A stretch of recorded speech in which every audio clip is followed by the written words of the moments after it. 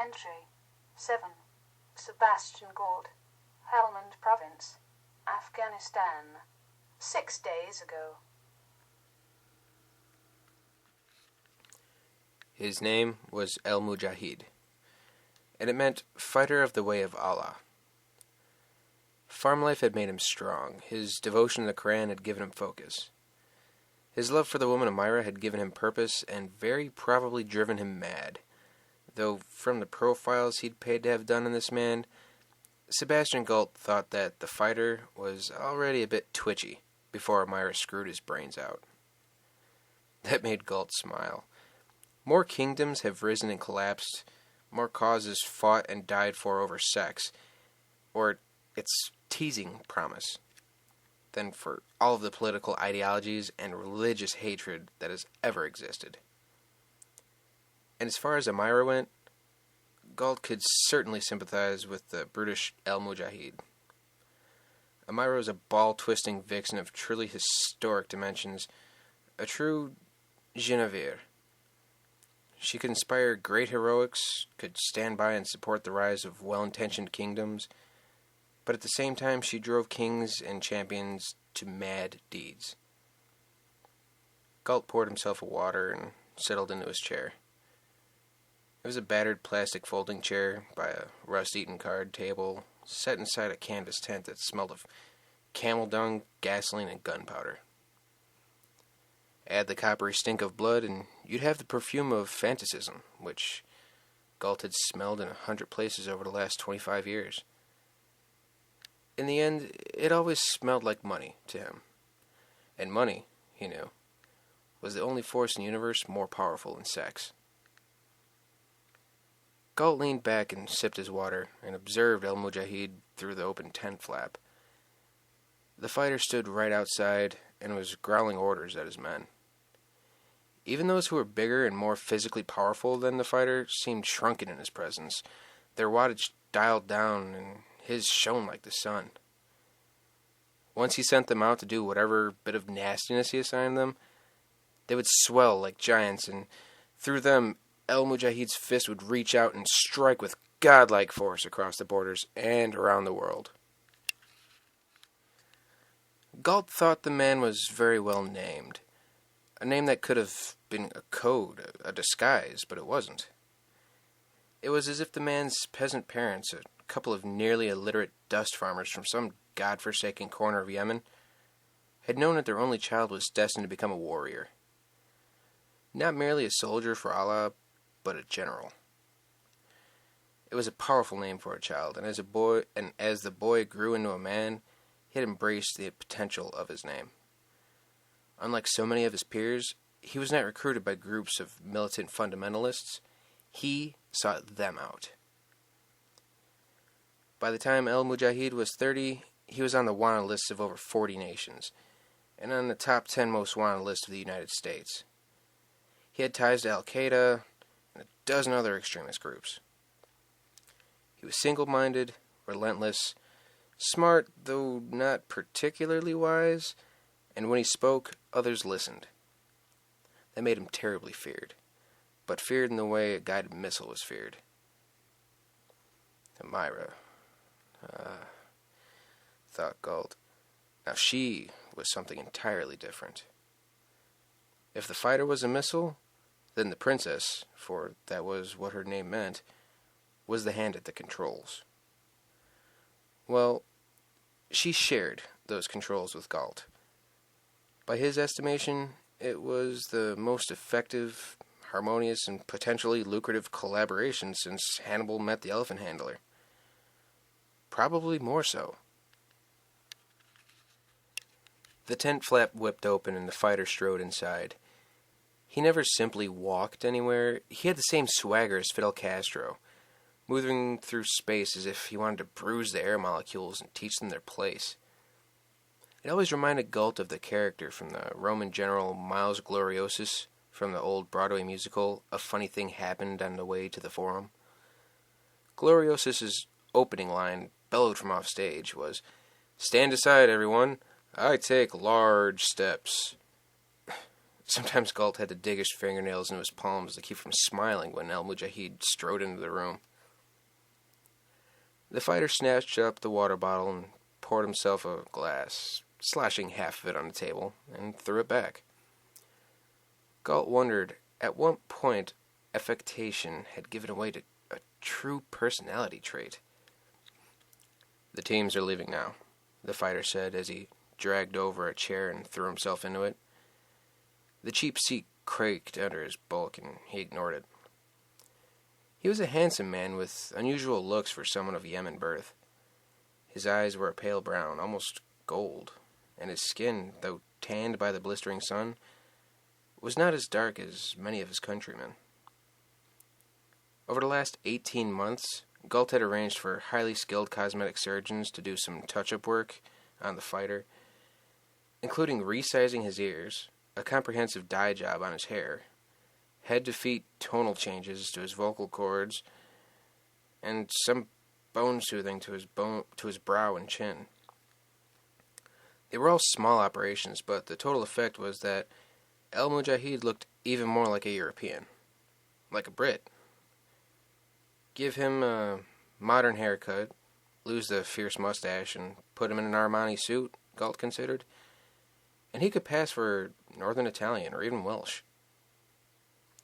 The anomaly of the fighter's complexion and his ability to speak in uninflected English with a hint of British accent factored heavily in Gault's plans for the man, and Gault had paid good money to make sure that, under the right circumstances, the fighter would make a believable non-Arab. He even provided a series of audio tapes to allow the fighter to practice speaking with an American accent. Gault looked at his watch. Torino Presidio Arabesque 36 that he had taken from a former colleague who had no further need for checking the time of day. "As always, my friend, you are precise to the minute." The Quran says that, but that's all that Gault heard. Mujahid loved his long-winded scripture quotations, and as soon as the big man was in gear, Gault tuned him out. He sometimes forced himself to mention or actually say yada yada yada to drown out the doctrine. That worked well, and he had himself trained to start paying attention again when the fighter wrapped it up with his trademark closer. "Allah is the only God, and I am the wrath on earth." Grand wow, but catchy. Gault liked the wrath part. Wrath was useful. "Very apt," he said of the unheard scripture. "Your men should be praised for their devotion to the cause and to the will of Allah." Gault was a lapsed Presbyterian. Not completely atheist. He believed some kind of God existed somewhere. He just didn't think the human race had the divine all on speed dial. And whatever calls they did make were certainly not being returned. To Gault, religion was something to be factored into any equation.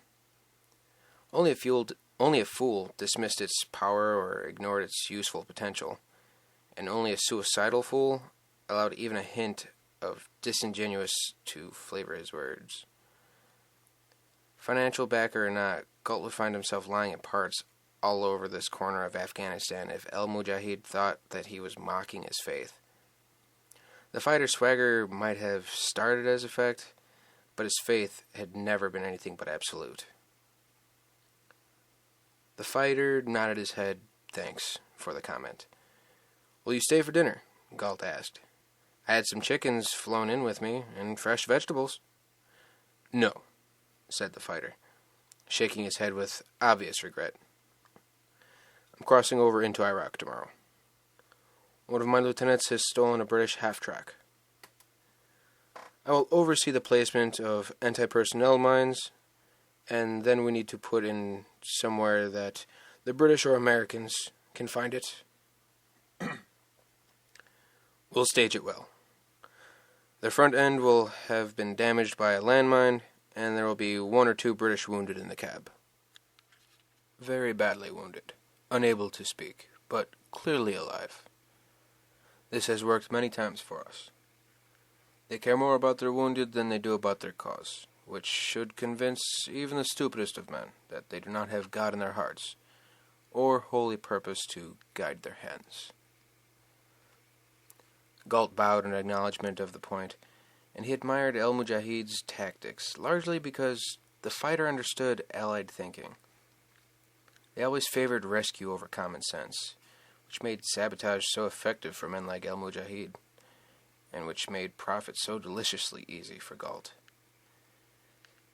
Since long before the American body count had hit quadruple digits, 3 of Gault's subsidiary companies had landed contracts for improved plastics and alloys, both for wheeled vehicles and human assets. Now half of the soldiers in the field wore anti-shrapnel polymer undershirts and shorts. Quite a few lives have been saved.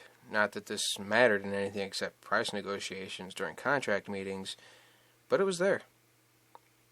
So the more damage Mujahid could do with his clever booby traps and defensive products would be purchased.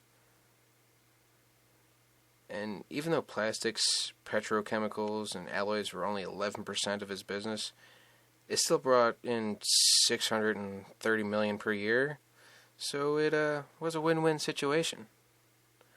Ah, I understand, my friend, he said, putting authentic-sounding regret into his voice. You go in safety, and may Allah bless your journey. He saw the effect the words had on the big man. Mujahid actually looked touched. How delicious. Amira had long ago coached Gault in what to say when it came to matters of the faith, and Gault was as good a student as he was an actor. After a second meeting with the fighter, and after Gault had privately noticed the subtle signs indicating how thoroughly his luggage was being searched every time he came here, he'd started packing a worn copy of the French edition of Introduction to Islam, Understand the Pathway to the True Faith, a book written by a European who had gone on to become a significant and very outspoken voice in Islamic politics. Gault and Amira spent hours with the book, underlining key passages, making sure important pages were dog-eared, and ensuring that the bookwork was never in the same place twice. Mujahid had never openly spoke of what he believed to be Gault's process of conversion, but each time they met, the big man was warmer to him, treating him like family now, where once he had kept him at arm's length. I'll be finished in time for the next phase of the program, the fighter said. I hope you have no worries about that. Not at all. If I can't trust you, who can I trust? They both smiled at that. All of the transportation steps are locked down, Gault added. You'll be in America by the 2nd of July, the 3rd at the very latest. That cuts it close. Gault shook his head. The timetable leaves less time for random events to interfere. Trust me on this, my friend. This is something I do very well. Mujahid considered for a moment, then nodded. Well, I have to go. A sword rusts in its sheath. And an unfired arrow becomes brittle with disuse, Gault said, completing the ancient aphorism. They stood and embraced, and Gault suffered through the big man's enthusiastic hugs and backslapping. The man was a foul-smelling oaf, and as strong as a bear. They swapped a few pleasantries, and the fighter strode out of the tent. Gault waited until he heard the growl of Mujahid's truck. He got up and stood in the tent's opening and watched the fighter as the last of his team disappeared in swirls of brown dust and diesel exhaust as they crested a hill and dropped down the other side. Now he could concentrate on his real work.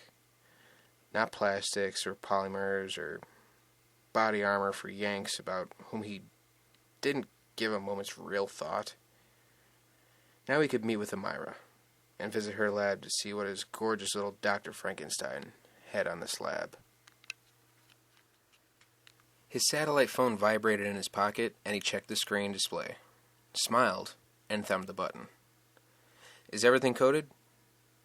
Of course, said Toys, which is what he always said. Toys would forget to breathe before he'd forget to engage his phone scrambler. Good afternoon, Toys. Good afternoon, sir. I hope you are well. I'm visiting our friends. In fact, your favorite person just left. Oh, how is El Musclehead? I'm so sorry to have missed him. Toys said with enough acid to burn through tank armor. Toys, born Alexander Krismer in Purfleet, never bothered to hide his contempt of El Mujahid.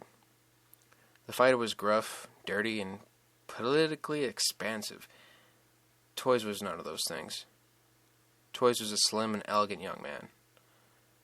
Naturally fastidious, and as far as Gault could tell, absolutely unburdened by any weight of morality.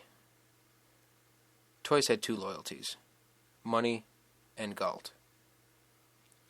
His love for the former bordered on the erotic. His love for the latter was in no way romantic.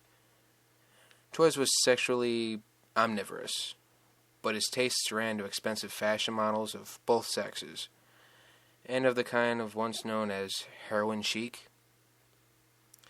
Besides, Toys was the ultimate business professional, and he had steel walls between his personal affairs and his responsibilities as Gault's personal assistant.